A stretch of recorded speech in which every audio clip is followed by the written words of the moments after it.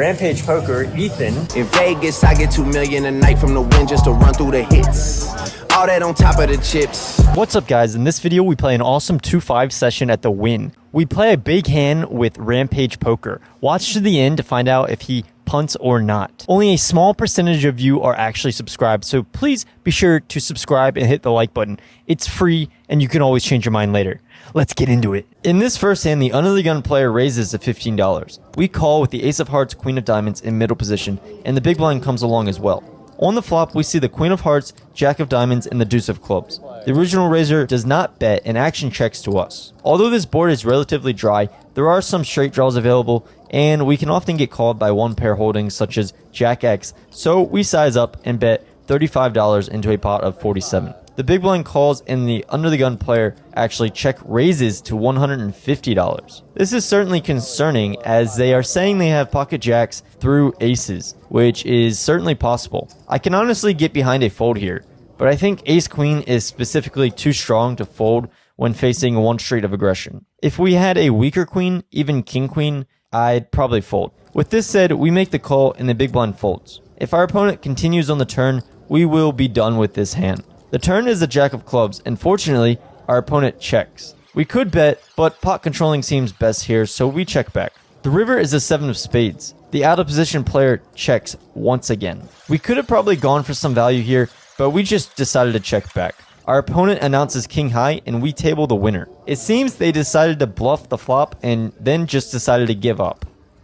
In this hand, there's an under the gun limp for $5. We see ace king of clubs in an early position and raise to $25. It folds around to the small blind, who 3-bets to $105. We are about 1k effective here, and the small blind's 3-bet range should generally be pretty strong versus early position action. For this reason, we just call. The flop comes queen of diamonds, jack of hearts, 4 of hearts. The opponent down bets to $70. With 2 overs and a gut shot, we make the call. The turn is the deuce of diamonds. Our opponent now checks, and we do not see much reason for turning this hand into a bluff, as we still have showdown value with ace high. So we check back. The river is a 5 of spades. Our opponent now bets $160, or about 44% pot. The only thing we beat here really is a missed draw, which would be pretty ballsy to be bluffing out of position. So we just fold and move on to the next one. The next one is here, and there's an under the gun limp once again for $5. People, please stop doing this.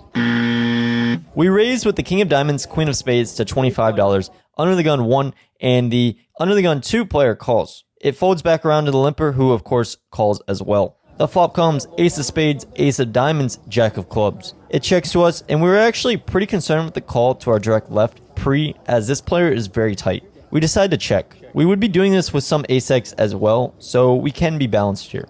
Our opponent checks back. The turn is the 8 of diamonds. The limper checks again, and now we want to start bluffing, as king high will be an unlikely winner 3 ways. The board is now quite draw heavy with straight and flush possibilities, so we do size up to $55. The tight gentleman to our left folds, and the limper calls. There's no need to decide on if we should continue bluffing, as we see the 10 of clubs on the river. We now have the nut straight and can bet purely for value. It checks to us, and we bet $100 into about $200. Basically targeting jack X or some random pair. Our opponent folds rather quickly, and we scoop. In the next hand, we raise early position with pocket 9s to $20. The hijack and big blind make the call. The flop comes ace of clubs, 9 of spades, deuce of diamonds. We flop a set, and now we are just hoping that someone has an ace. The big blind checks, and we bet $25. To our pleasant surprise, both the hijack and big blind call. The turn comes the 5 of hearts, and there's now about $140 in the pot. It checks to us again, and being multi-way, we need to bet large to charge any club draws or aces and really start building this pot. We bet $125 or nearly pot, and the hijack folds. The big blind actually check raises here to $300. We are obviously quite happy, but this player has been playing quite loose, so I was not discounting 4-3 from being in their range in the big blind. We call and see the jack of hearts on the river. There is about $730 in the pot at this point, and our opponent continues by tossing out a purple $500 chip. We have about $700 behind, and although I might get roasted in the comments, with 4-3 in mind, we just call. In retrospect, this is probably just too nitty, as our opponent can still be betting 2 pair or a smaller set for value, such as deuces or 5s. And we should not be overly concerned with just one hand that is 4-3. That is, in fact, the case, as our opponent shows ace-5 off for 2 pair. Sometimes we become too attached to ideas when we need to look at the bigger picture. Maybe we lost $200 in value, maybe not. The next hand is quite interesting. A new player has sat down, and he seems like a very nonchalant and goofy type. He limps under the gun for $5, and we see pocket kings in the hijack. We raise to $25, and the big blind and the limper call. We are 3 ways to a flop that comes decent. King of spades, 5 of spades, 3 of hearts. It checks to us, and we bet $50. The big blind folds, and the limper calls. The turn is the 6 of diamonds, and after our opponent checks to us again, he starts talking. Although we were going to bet large anyways with a flush draw and straight possibilities on board, it seems like this guy is comfortable and wants to continue with his hand, so we end up overbetting for $200. This works and gets called quite quickly. The river is the ace of hearts, and there is now about $600 in the pot. Our opponent just wants to give us his stack apparently, as he leads for $300. Let's listen in and hear what he has to say. That's right. Easy call. How about easy jam? Easy call, Bill. All in. Excuse me? All in. Raise all in. Our opponent acts interested, So he's raising you, right? Yes, he is. but quickly folds. That should get away with this. If I had to guess, he may have had some draw and saw the ace as a good opportunity to get me to fold. But this is a poor line of thought, as the ace highly favors our range. Till next time, playa. Shout out to this guy who nearly sat down at our table after winning over $1 million at the Wynn 10K tournament. He put his trophy on the table and said, "This is my card protector." Nice. One of the last hands of the night is with vlogger extraordinaire Rampage Poker. You may know Rampage from this recent hand from the lodge in Texas.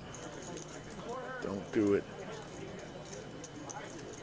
All of his fans are on saying. the edge of our seat here in the bunker. Now it puts the plums Oh my goodness! Quick call. all in.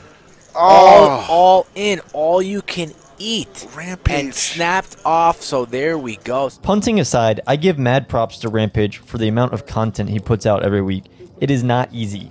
With this said, we are quite happy to face an open from Ethan on the button for $20 as we look down at pocket aces in the big blind. We are about 1K effective, and we 3-bet to $70. Ethan actually 4-bets us to $200. We could certainly 5-bet here, but that just seems so strong, especially against a player that has been known to bluff.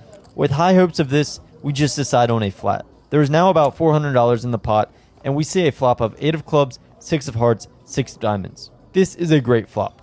We check, and Ethan bets small, 125. No reason to raise, so we make the call. The turn is the 8 of diamonds. Another great card, as Ethan should have 0-8x in his range. We are most likely up against a smaller overpair here or complete air. There is now about $650 in the pot, and when we check, Ethan goes all in for $820. We snap call and show. There's your thumbnail. He will later tell us he had ace king. I can understand the jam, as the stack to pot ratio is weird by the turn, and it really puts middling pairs in a tough spot. But it is just brutal when you get called as you are drawing thin. Not to mention, Ace King still has a lot of showdown. You're welcome for the punts. Very well. I mean, if I would have jammed free, we got it in anyways, but You should have. I really would have liked you to do that. it would have been so much better. less hurtful for you, I guess. But yeah, good playing with you, man, and awesome vlog. I love it. Appreciate Nice meeting you, man. Yeah. Subscribe to the channel. Smash that like button if you made it this far. It's always fun to Hey. appreciate. Help the guy grow the channel, because Appreciate obviously it. he's doing something better than what I'm doing. Got two circuit dubs. So there's that. Appreciate that. Hey, I gotta get a bracelet. I gotta go on your level. All right, well, 160K. I'll trade one bracelet for two bracelets. Deal. We're gonna negotiate this off camera, but Cash them all out and I dip. we were in this session for $1,200 and cashed out for $2,753. That's a $1,500 profit. It was fun playing with Rampage Poker. I'm sure I'll see him again more in Vegas. Thanks for watching. Be sure to hit the like button and subscribe. Bet on 15 cause of nip. My pocket get blue like a crib. Hey, what a slime to be alive. New Year's all I did was stretch. Valentine's Day I had sex. We'll see what's about to happen next.